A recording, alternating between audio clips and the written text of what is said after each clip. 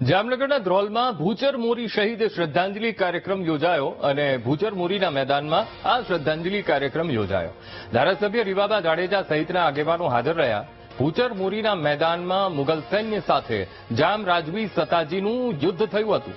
આ ઐતિહાસિક યુદ્ધ અને શહીદ વીરોની શહાદતને યાદ કરવા આ કાર્યક્રમ યોજાયો. દર વર્ષે રાજપૂત સમાજ દ્વારા શ્રાવણી સાતમના રોજ આ ત્રિવિધ કાર્યક્રમ યોજાય છે.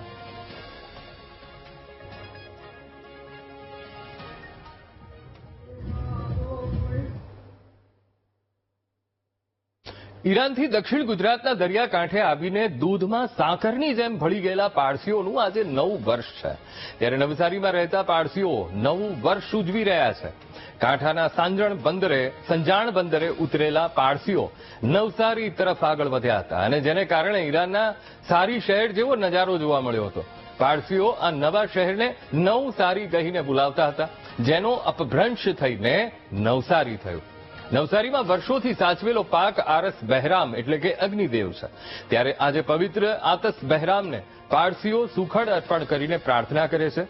નવરોઝાના દિવસે પારસીઓએ 11મી મોટી સંખ્યામાં સુખડના લાકડા અર્પણ કર્યા હતા અને પારસી મહિનાના અંતિમ મહિનાના છેલ્લા 10 દિવસ પૂર્વજોને યાદ કરવામાં આવે છે. છેલ્લા દિવસે પ્રાયશ્ચિત માટે પતેતીનો પર્વ એટલે કે 9 વર્ષ ઉજવે છે. First of all, happy Independence Day. And second, Happy New Year to all my Parsi friends and family. કેવી રીતે ઉજવો છો આજનો તહેવાર? અમે લોકો સૌથી પહેલા વહેલા ઉઠીને અગિયારી આતસ બહેરામ નાઈ ધોઈને અગિયારી આતસ બહેરામ જઈએ છીએ. ત્યાં પહેલે પગે પડીએ છીએ. અમારા જઠ્ઠો સાહેબની અમારા આતશ ભાષાની એ કરી બ્લેસિંગ્સ લઈએ છીએ અને પછી ઘેરે બધા ફેમિલી ફ્રેન્ડ્સોને બધાને બોલાવીને ગેધરિંગ કરીએ છીએ, બધાને વિશ કરીએ છીએ, ગ્રીટ કરીએ છીએ. આજે પારસી જઠ્ઠોસ્તીઓનું પારસી ન્યૂ યર તરીકે ઉજવણી કરીએ છીએ. આજે 1395ના વર્ષમાં પ્રવેશતા આનંદ અને ગૌરવની લાગણી અનુભવીએ.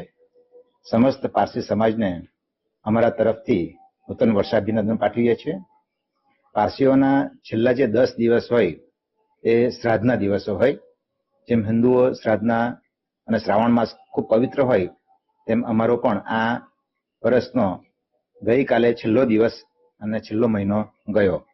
છેલ્લો દિવસ એટલે અમારા છેલ્લા જે 5 દિવસો હોય એ ગાથાના દિવસ હોય. અહોનવદ, ઉત્સવ, પંચમદ, ભોગક્ષત્રનો વૈસ્તોઈસ ગાથો એ અમારા વર્ષનો છેલ્લો દિવસ કહેવાય અને એને પતેતી તરીકે ઉજવતા હોઈએ છીએ.